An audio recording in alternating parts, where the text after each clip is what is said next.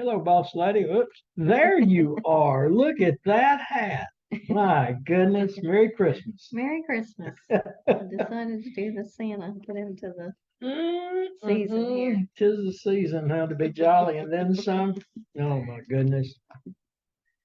Well, you ready to get to it? I am. I'm wondering what we're talking about. Something about my ex-partner tells lies about me to their family. Oh, Is that what it reading is? the notes. That is it. Oh, Yeah, we might have all had that.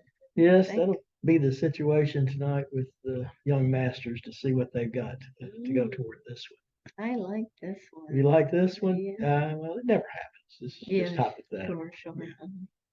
Well, in the presentation that we'll present to them when we take them on, it's going to more deal from my angle is that you need to create your own story.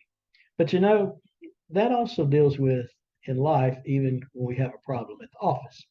We can have a coworker that's spreading lies, might even have a boss who's spreading lies about us. And so we've got to take advantage of that. Can't let it just keep on going. If we do, then of course our reputation will be ruined, as they used to say back home, not ruined, ruined. Right. So what do? Well, you create your own brand. You create your own story, and you tell your story to folks. And again, nonsensical is just truth, and this is what you stand for, and you just keep moving forward. Some people will turn around and market themselves as a whole new individual. I'm involved with this now, and it's almost like that's telling the story. One of the partners must have had a problem because you, in this case, or me, if I'm the one that's being talked about by the boss or next partner, we're showing we're moving forward. And that may be the difficulty that was with the previous partner. Mm-hmm. So create your own story brand. That's the term, own story brand. Okay, I like that. But for tonight, we're going to deal with a different story that deals with lying. Okay. There's different cases of lies, people lying that occurred in the Bible. And by the way, I'm not free from it. I've done it in my life. I'm confessing my sins to everyone. You get in a situation, you're like, oh boy, and you realize after you said what you said, you get back home or driving back home, you realize, I think I just lied about that. Well, I know that I didn't lie about that. Yeah. Or to cover myself. My best lie did that when I was a kid, I was playing with matches in the house when the parents were gone. And of course, that was rule number one, never play with matches or burn the house down. And so the parents came home and they smelled matches that something had burned. They thought it was matches, sulfur from matches. So they talked to my sister first. She promised that they did, and I promised that I didn't. So I'm like, oh my goodness. So, Dad even had the fire company come out and check the house and everything. And they said, well, it's just, so Mr. Blackwell, we just think somebody lit a match in here. He said, well, nobody did. Just watch it. And so anyway, it did get to my conscience for years and years. By the way, I was before my teens at that point. But I want you to know that I did confess to my father. I did my mother. My mother had already passed away. And I was in my late 50s. And I told Dad the truth. You know what was so bad about that? He didn't even remember the event ever happened. I said, well, I guess I'm wasting my breath apologizing. He says, well, it probably feels better on your soul. He said, but I don't think that ever happened. I'm like, oh, now I got to convince him that it did happen. Maybe it was all a big dream. It had to be. It haunted me though for 40 years before I spoke to him about it. Well, really longer than that. But lies in the Bible, and as Proverbs says, it hurts. It hurts people. It's deceitful. It's deceitful. As I made mention, Cain, of course, killed Abel.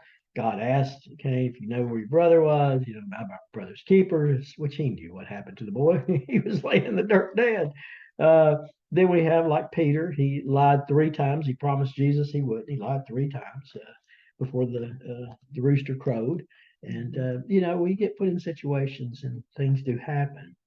But Proverbs speaks against it because, again, you can really hurt someone if they are dependent on the words that you're sharing.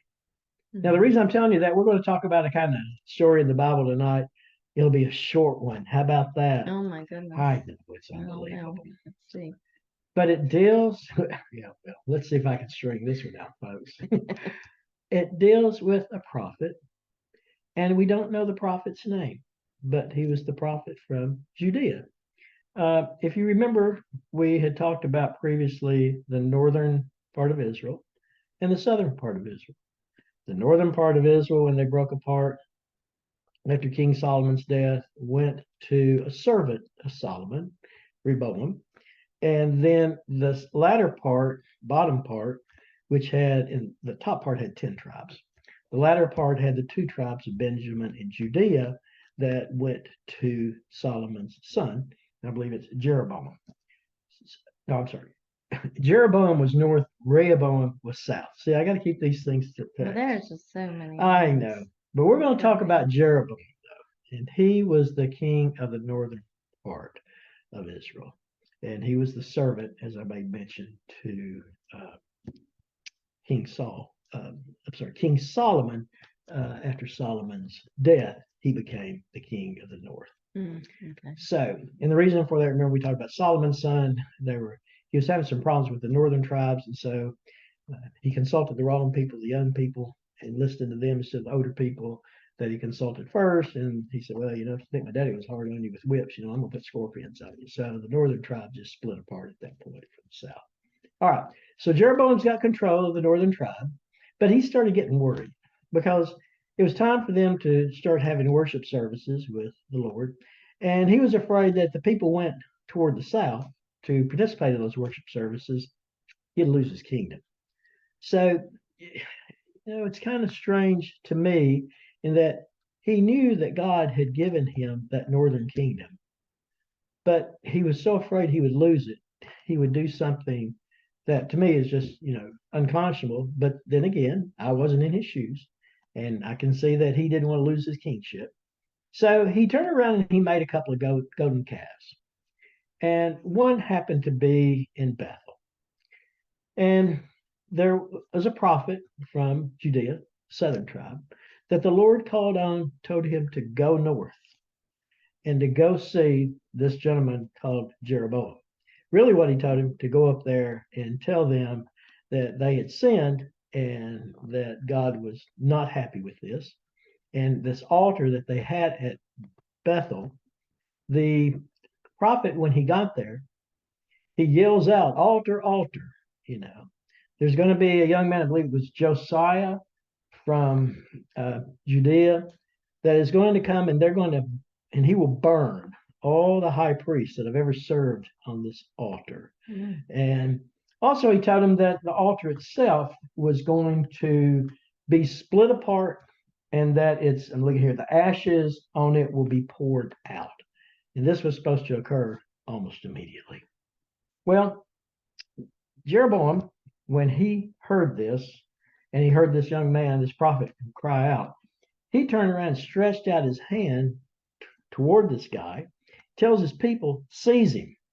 Well, as soon as he did that, his hand, needless to say, shriveled up on him, that he couldn't even move his arm. Now, here's a strange thing, number 2, for me.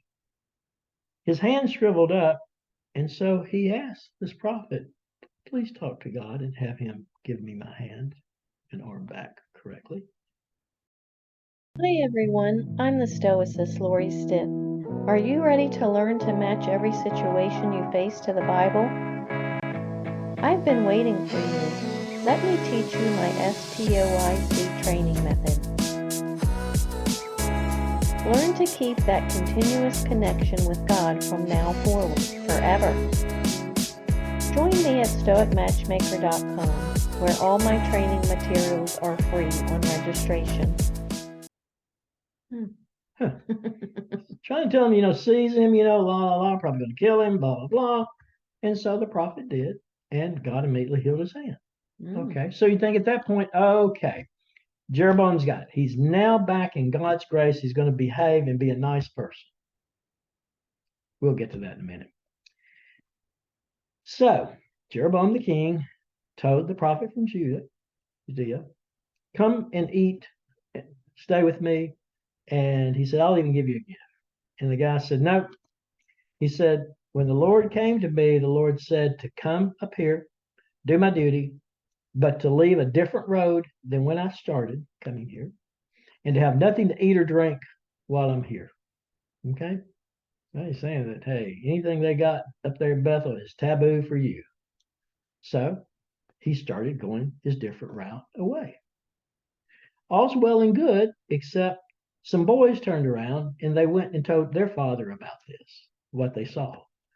The boy's father was an old prophet, according to the scripture. So at one point in time, he was a prophet of the Lord. I don't know why you call it an old prophet versus a young prophet, but this guy who came up in Judea was a young prophet. So he told the boys, go saddle my donkey. So they did. And he went and found that young prophet, the prophet from Judea. And he says, hi, I'm an old prophet. Are you the young prophet from Judea? Yes, I am. Well, come and have, food, drink with me before you go on your way. He said, I can't. The Lord came to me, told me, can't do it, can't drink or eat anything, got to go a different way. Old prophet says, but the Lord came to me as well. And he said to come and get you. How do you think I found you? And come back and eat and drink with me. Oh, so the young prophet says, okay. Oh, goodness. I know.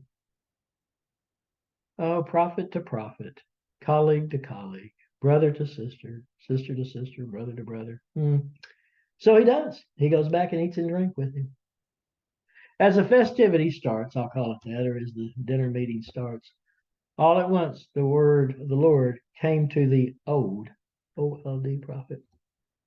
And the old prophet says, you, looking at the young prophet, you have violated what God told you to do. Your bones now will never rest with your family. I thought that was a pretty good burp that the old prophet was doing. Well, the Bible doesn't talk much about it. What happened then? I mean, the young prophet says, how did you do that? Why'd you do this to me? How did you do that? Why did you lie to me? Didn't get into that. All we know from the scripture is the young prophet got up, old prophet saddled the kid's donkey, sent him off. So while the young prophet is leaving down the road away, apparently a lion came out, mauled him, killed him, but didn't eat him. The donkey's still standing there and the lion's still standing there. Prophet's dead. Again, people coming into Bethel, they were telling, this is what we saw. And so the old prophet told his young sons, saddle my donkey again. So the old prophet goes up to where he was told that the young prophet was. There he sees the donkey standing there. There he sees the lion standing there. They ain't doing nothing.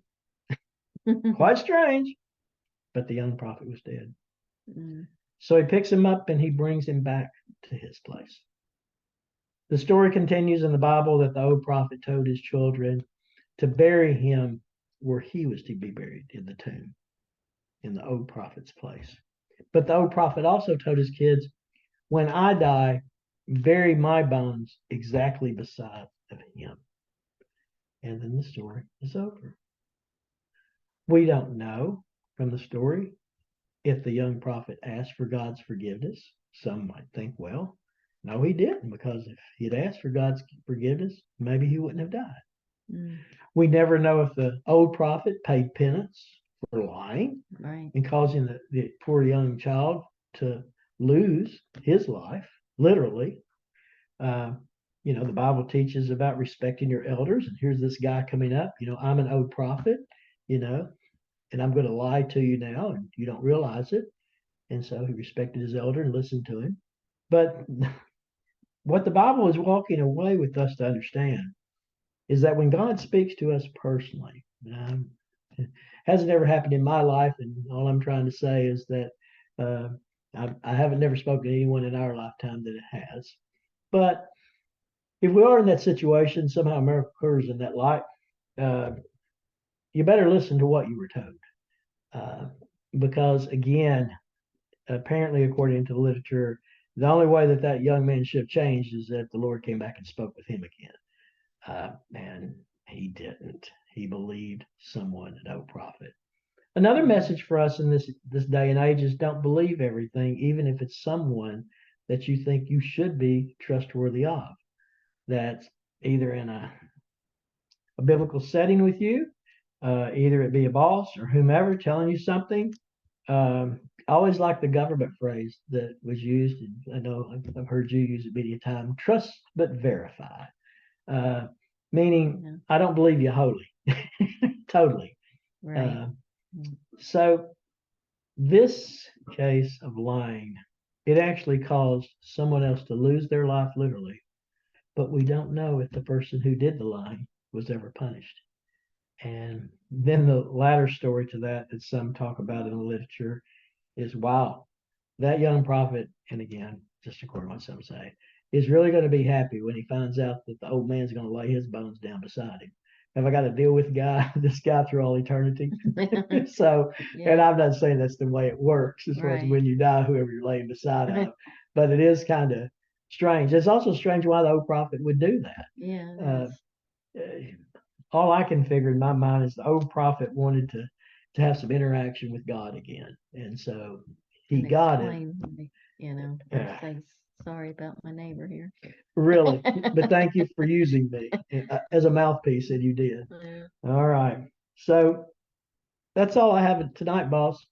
But I'll go back and say again for the young person or middle age or even older with the ex-partner, create your own story, make it your story, and don't believe what other people are telling you. Yeah. Don't, some people just believe when they hear something from somebody.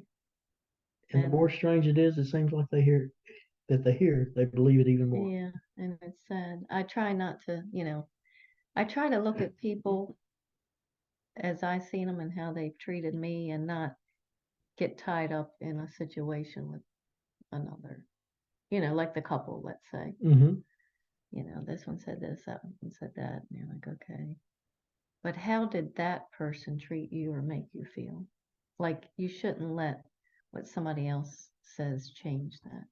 I Is what agree. I feel. I agree. Because people do lie. And, and it's sad because it can, pull people away from the innocent person or whatnot. I guess there's two types of lies, just my thoughts. One is you're lying to save yourself, save your bottom, Yeah, so you don't get a spanking or something, you get in right. trouble. The other is an intentional lie. An intentional lie, and of course the first is too, but the intentional lie, knowing that what you're doing is probably, or it has an opportunity to really hurt somebody else. Yeah. Which of the two is worse? I'm not getting into that, but the latter one bothers me a little more because you know that you're intentionally doing it and it just may hurt somebody. Right, right. There's the rub. Yeah. Hey, how did I do on time tonight? Am I better? Oh my goodness, yes. Oh, 12 minutes to spare. by the way, I hear you like hats. I don't know. I haven't seen you enough yet to know. That's funny. I'll have to check that rumor out. I'll keep watching the videos. That's right. Don't take anybody's word. Amen. Thanks for having me again, boss. All right. Well, thanks for your story. It was a great story as always. And Merry Christmas. Yeah. And Merry Happy New Christmas. Year. Happy New Year.